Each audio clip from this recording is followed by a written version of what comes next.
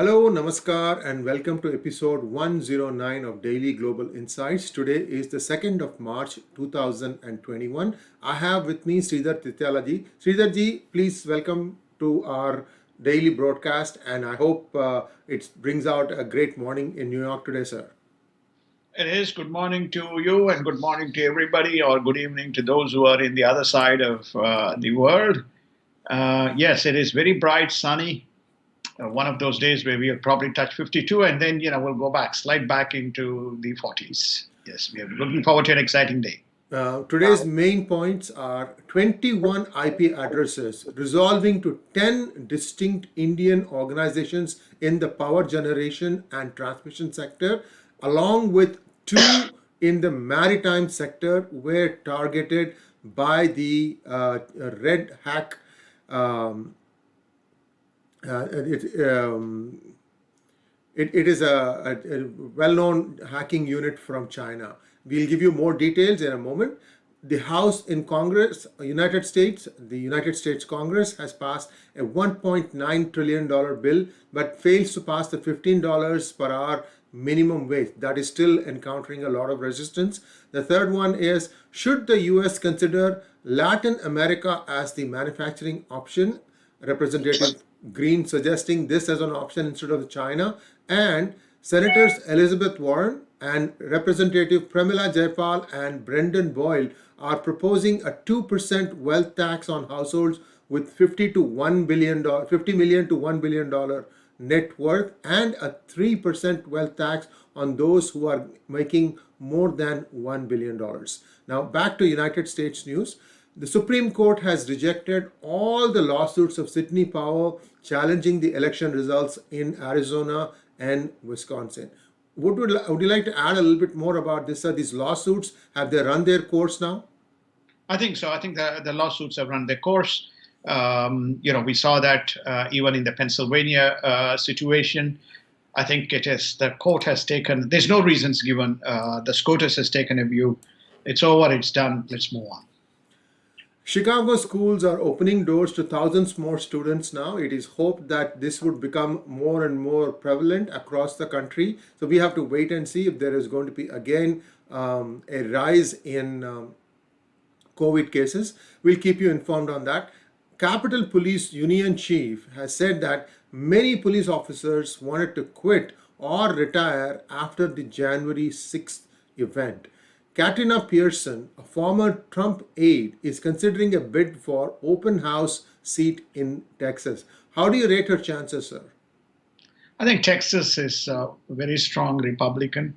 And I think that given all the things that are going on in Texas right now around the immigration, border control, the ban on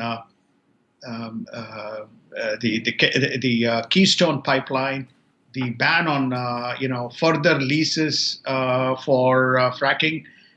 All these points. Texas is the energy epicenter of United States. So you can look at three specific areas, which is namely this whole immigration stuff. The second is around the energy strategy.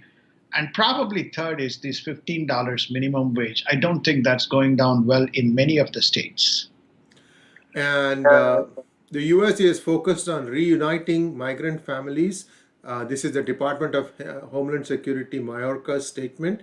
And there are now signs that more tents are being built to house these immigrants. So you can expect a rush to the United States border because of all this news. Who knows how much amplification happens as it percolates down south. So there is going to be a crisis coming up, and it is now apparent because Biden has acknowledged that there is a border crisis ahead of his meeting with the Mexican president.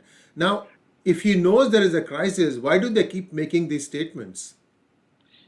They make these statements because it was their progressive political agenda, which is around this to keep the borders open, to decriminalize the borders, and as well as to ban any eviction programs for those who have illegally entered the country. So therefore, those who have illegally entered the country, there is no question of ICE, which is the immigration control and enforcement. And those who attempt to enter the border illegally, there's no criminalization. So therefore, there's no question of holding them. Second, there's no deportation. All the three things are gone. So what has happened is that about 69,000 people were sent back during the President Trump time. They all pitched their tents, and they recognized should Biden win, that is going to be far more open. So it looks like one tent has got cleared. Now more tents are coming up. And it's interesting that Mr. Mayorkas has made a statement. The border issue, as a result of Trump's policies. Trump actually blocked people from coming. The wall has been stopped as well. So I don't know what makes him this kind of, what makes him think that what they are doing is quite correct when it is opposed by a number of southern states. So there is the fundamental fear about how US is going to control the status of health of all these immigrants who might be coming in. After all, the United States is still one of the countries with the largest number of people afflicted with COVID. So you have a national, in fact, a global emergency. What is the rush now to allow more immigrants to come in? What are these people afraid of? They have a 4-year run. And why is this rush? And isn't it also putting the rest of the country's population in jeopardy? Well, they had 12 million illegal aliens sitting in United States. I'm sure that there's data which I'm not familiar as yet. How many of these people voted in favor of the Democratic Party because they're not supposed to vote, but that's not the case. That's not what happened in 2020 elections. So they have promises that they have made, and they need to keep those promises, especially the kids separated from parents. That's the basis, which is to say that we are trying to reunite the kids. But it's not just reuniting the kids, but it's also reuniting other people. And in the process that, you are creating a situation where the things that you point out, it's no longer hold, test, quarantine, and integrate. It's like, hold and integrate, which means that if they have a COVID-19 kind of a situation, there is no consistency of checks in terms of, validation and process of checks and balances, and these guys are getting thrown into the mainstream population. It's not that. I think we have covered this again in a couple of sessions, which is drug traffickers, peddlers, felons, drug smugglers, a whole raft of people who are coming in, which is causing concern for the southern states. And the Customs, Border and Patrol have been asked to go slow, and their role has been redefined as investigators rather than CBP. Where this is going to end, we'll have to wait and see. But this is for sure certain. The first 90 days of every presidency these days is starting out with a flurry of activity, not necessarily in one direction. We saw this thing in the Trump era also, but for this particular presidency, it is far more. And in fact, it also seems to have long-term consequences. We have to wait and see how this plays out, because certainly some of the policies that this government is pursuing, there's also some flip-flops. It's a little bit of a muddle right now, and we will wait and see how things settle down. So next, the Senate panel has advanced Merrick Garland's nomination as Attorney General. The Senate has also confirmed Miguel Cardona as Education Secretary. And the most important topic that I'd like you to touch upon today in the United States is the suggestion that the United States start again looking towards Latin America as a manufacturing option. What are the odds? What are the price differentials between China and, say, Mexico or some other country? What are your thoughts, sir? Well, I think the discussions between the Mexican president, Mr. Labrador, and Obrador, and President Biden, sorry, my apologies, just concluded. And I think that one of the four topics that they discussed, one is the immigration, the second is the COVID-19 situation. Obviously, one of the most featured topics is Paris Accord and green energy, and then the last was manufacturing. Mexico has made a plea, which is effectively to state, reopen, we can give you the chips, We can give you you can set up the manufacturing here for electronic batteries, electronic vehicles, and then other kind of services can be provided from Mexico. So for whatever reasons, it was neglected, but the NAFTA deal was renegotiated by President Trump. So what they're saying is now open up, and instead of spending billions and billions of dollars elsewhere, you have a captive market. Plus, you also have a labor force which can be trained, and I think it can potentially also mitigate all these issues around illegal aliens trying to cross the border because they're gainfully employed. Why it didn't happen before? Many of the Latin American states were, as you recall, communist, whether it is Venezuela, Colombia, Chile, etc., etc. Most of them have started to move towards more democratic kind of formula. Still, Venezuela remains in the outskirts. Cuba remains in the outskirts of still following the old socialism or old fascism. So that's one of the reasons why there was not a wholesale shift of the manufacturing. But it's a very good option, and that must be explored.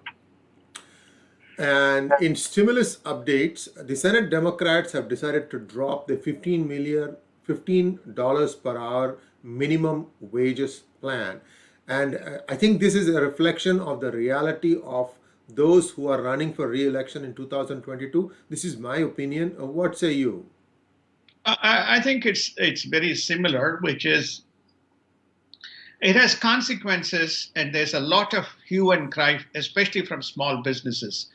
Small businesses, transcend into mom and pop kind of shops, which traditionally, can be evenly divided as a base between the Democrats and Republicans. So I think that and also we are in a pandemic. One of the concessions that Bernie Sanders was prepared to make in the Senate, and he's now again back hooting on the $15, is that during pandemic, it's not appropriate to introduce the $15 bill, and probably it should be curtailed to that extent, in terms of the introduction.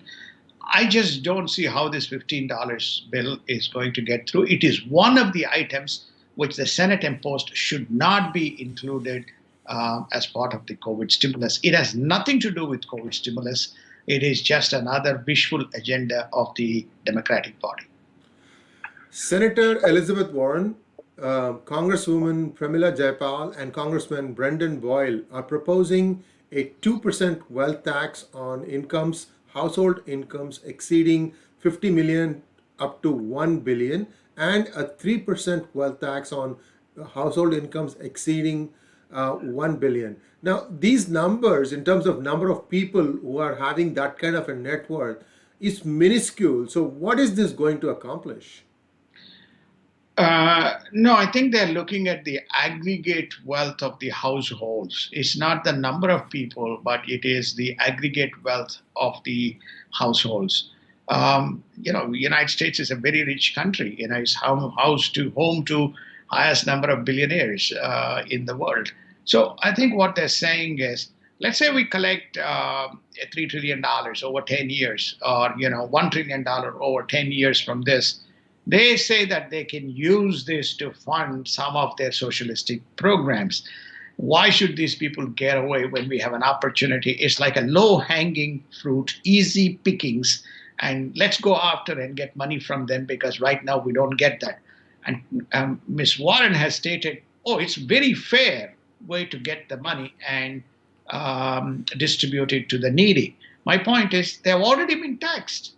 There's a tax rate. They've been taxed. This wealth is not free or not accumulated free. It's a taxed income. On top of that, they want to add this. I just don't think this is going to go down well. I don't believe that vast majority of the Democrats would support this either. And I think these people who are framing or trying to get this legislation should go back and look at how many companies are now incorporated out of the United States for the same tax purposes, and how many of these high net worth individuals still hold their wealth inside the US of A. So if you are going to tax income from abroad, that has already been done. 100,000 or more, you have to report it in your income taxes, and you will be levied tax on that. I'm just trying to figure out, this is a useless exercise if you ask me. Instead, what they can do as a first step is the Democrats can pass a resolution saying that every company has to put on their labels, Procter and Gamble or winemaker or whoever you call it, they have to mention a one single line, incorporated at, and then mention which country they are incorporated at, and then watch what the people have to say about them. This they can do. This doesn't require anything other than just a resolution in Congress and Senate to say all companies must say which country they are incorporated in. Why can't they do that? They are exploiting tax inversion, and that is not coming into their eyes, but they want to try and pick a small set of people, like you said, who've already paid taxes. I'm just going on a rant here, but I'm just trying to say that why can't they do this? Look, this is a progressive agenda. You don't take an outlier and make that into a mainstream. So, in my view, remember, we also talked about Janet Yellen speaking about 10% tax on corporations, which are incorporated overseas, and there is a 10% tax on the income earned by these companies overseas. So we already have another tax that is coming in. This has come from the Treasury Secretary. The objective is disincentive. But if there's a 10% tax, now the question it props up is, well, there's no incentive for me to have more here, so I'll try and do more and more outside, because you can charge 10%, but I may be getting a tax waiver from some of those countries for a period of time if I deploy X amount of capital. So this is a lose-lose situation that the Democratic Party is moving towards. Now, I've never seen such a, what you call, wide and all-encompassing socialistic agenda in the first 100 days of a presidency of any of the prior Democratic presidents. What we are seeing here is a very widely encompassing and a very lumpy stimulus and dole-out based budgets where the source of funds is unknown. The use of funds is known. The source of funds here is how do you pay back, not the source. It's easy to buy, it's easy to print money and basically give it out to people, to lend it to people at concessional rates. The rates are very low, but then eventually you have to pay for, I'm not suggesting you pay back. I'm suggesting here, how do you fund the interest costs, which could skyrocket as the debt goes up? So where is it coming from? So these guys are trying to figure out in a backhanded way, how we go about doing it. Now, in the 1.9 trillion stimulus package, there appears to be 100 million earmarked for something called a tunnel to nowhere, and the Senate Republicans are taking aim at Speaker Pelosi on that. Can you expand on this, sir? Where is this tunnel to nowhere going? Oh, it is in the heart of the Silicon Valley, which is one of the constituencies, districts of Nancy Pelosi.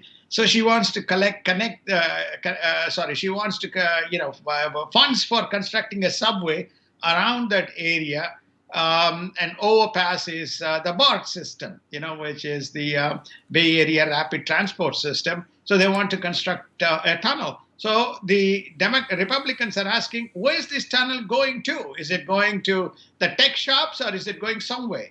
Right. So therefore, Biden apparently seems to have asked the question, where can I find some cuts? So Republicans said, well, we have a place for you to go first. And that's $100 million cut that you can do on this tunnel to nowhere. Mr. Schumer, that is what the Republicans are saying in the Senate.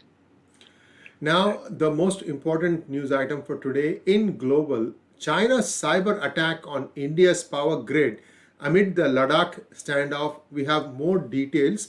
A Chinese state-backed hacking group has in recent weeks targeted the IT systems of vaccine makers also. So it is not just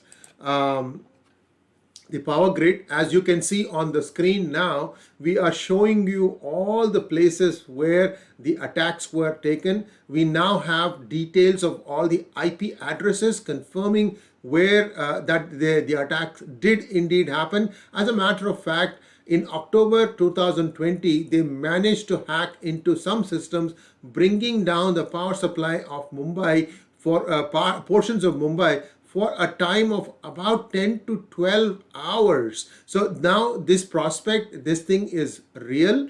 India needs to wake up to this reality, and India needs to really figure out how to fortify its security so that such attacks do not appear in the future. Now, these are not some things that are released by the Indian government. These are data that has been collected by an independent IT investigation agency. And Sridharji, what can you tell us about this? And do you think it is going to stop, or this is now the new warfare that China is going to carry?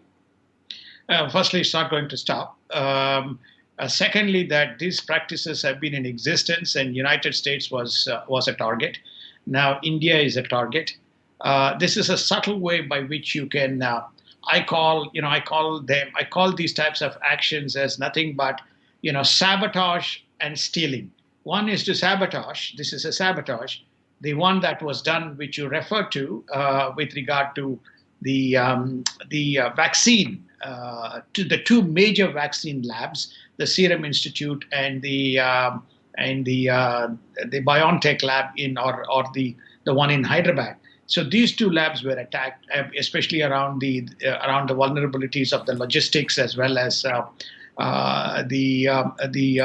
of the capabilities and services that these labs provide. Now, that is basically stealing. So, in other words, they call the attacks on the labs is around the phrase that is used is what is the phrase that they use? They use a very specific phrase for that, which is extrapolation of the exfiltrating the intellectual property is one thing, whereas the one that you mentioned around the power grids is the sabotage. Now, I just want to add further, they targeted 4 specific points: ports, substations, grids, and the dispatch centers. The load dispatch centers, the substations, the grids, and the ports. 4 points were attacked. That means they were very, very precise in terms of what they wanted to do, which is sabotage. And this is very sobering news for India, and they need to really figure out how this is going to be overcome. So the next news item we have is Sri Lanka's priority partner number 1 in defense, India, will be sending 23 aircraft for its anniversary function. What is this, sir? Is this now a new initiative by India to increase its engagement with its neighbor? I think indeed Sri Lanka is being wooed both by China and India, and Sri Lanka is a very, very strategic partner for India, right around that Bay of Bengal and the connectivity into the Indian Ocean. So therefore, I think this is just one more facet, which is to say we are close, we are neighbors, and we are here to kind of help you. And this is historical kind of a relationship, etc. That seems to be the common thread here.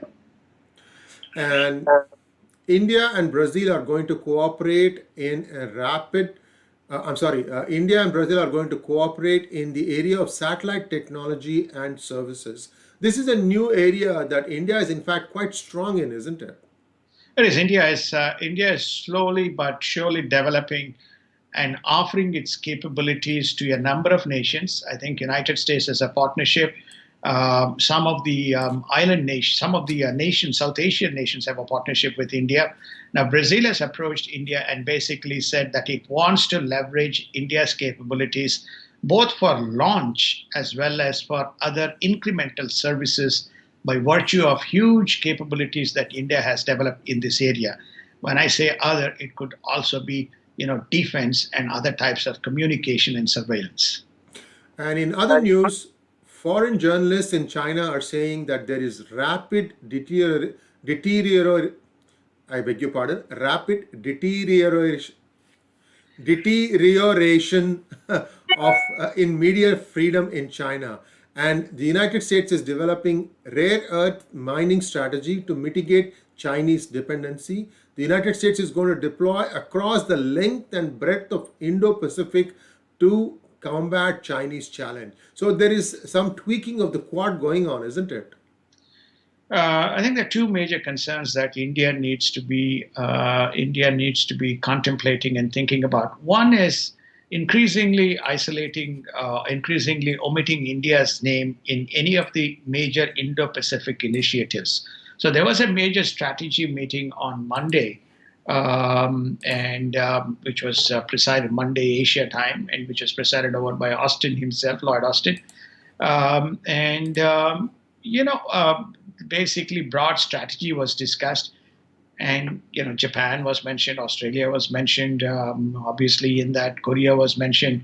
It's effectively to state that they're going to partner with all the South Asian, South China nations, etc., and to have an end-to-end all-encompassing strategy from Africa on one side stretching all the way to Pacific into Japan and Australia on the other side. Historically, the way it has been done is the Quad was developed where components of this whole maritime gateway would be divided into major portions, and specific countries would take specific responsibility. That's why it was called as a quadrilateral partnership. The quadrilateral here being Japan, Australia, United States, and India. But we are seeing less and less mention. It's also one of the topics that was discussed, which we'll highlight on another day, is the trade. That India would, it's not a done deal. India has tariffs and trade restrictions. And so therefore the Biden administration would revisit some of the most preferred nation as well as the trade statuses or the trade partnership. India doesn't have that general services and preferred partnership status. India doesn't have it. Trump didn't sign with India as yet.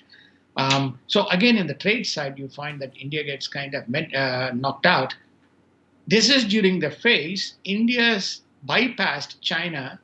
United States bypassed China as the largest trading partner. The bilateral trade between the two countries is close to $153 billion as at 2020. The annual investments, both into we have foreign portfolio FPI and direct investments, is around $50 billion out of the $74 billion that India generates by on FDI, which is a fundamental imperative and a need for developing and moving towards its $5 trillion economy. So it's important that India exercises great caution in and seeing what is happening in this new administration. In Myanmar coup, ASEAN is going to meet and try and resolve this, even as US is warning of further costs and escalations. And is Bangladesh moving closer to normalizing relations with Israel? That could be the next partner that would be normalizing with Israel. We'll have to wait and see. Sir, I'm going to rush into the COVID part because we are running a little bit late today. Market gives thumbs up to J&J's single shot vaccine, and it could be ready very shortly. The FDA clearance for that is going to be is predicted to be available as early as in May, and that makes it a compelling option because you just have to do it once, and the thing can be stored in refrigerator instead of in special storage places. And so everything good. We have to wait and see how quickly this starts acting up. The next thing is... sorry, Shiarji. The J&J vaccine is going to be available now, right now. And in fact, in India, it would be available even within the next week or 2 weeks, it should be available, the J&J. The Novavax, which is the new one, which is undergoing FDA trials, will be available early May. You're right. I stand corrected. You're right. So I think the J&J already has emergency sanction from the FDA, isn't it? Correct.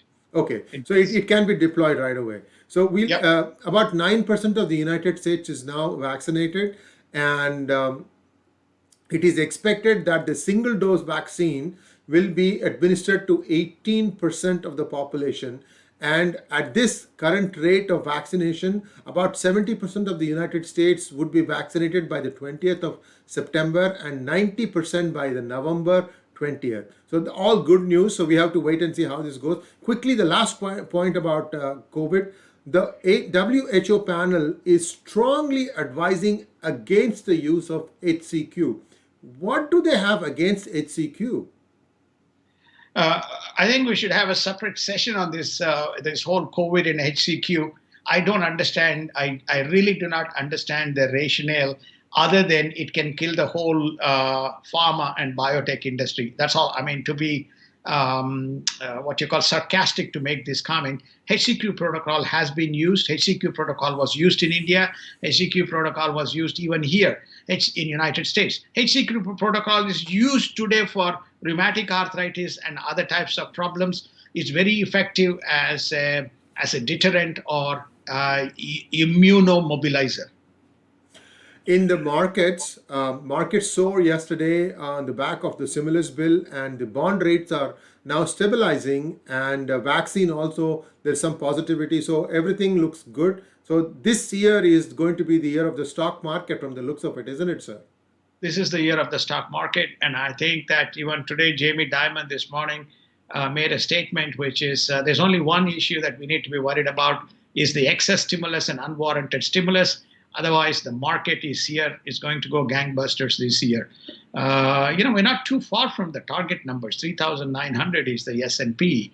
We're also close to 32,000 on the Dow. So I think we are looking very, very strong on the back of a resurgent GDP growth in United States and many parts of the world. I would say that the same in India. India's GDP is projected to be the third quarter saw a small increase. I think, if I'm correct, a 0.4% increase in the third quarter, and they will finish the year on a reduced what you call contraction. But the next year is projected to be anything between 10 and 12%. And again, the markets are going to be very buoyant. That is reinforced by a tremendous amount of capital that is flowing into the FPI from United States. And that brings us to a close of today's episode. We'll be back tomorrow, same time, same channels.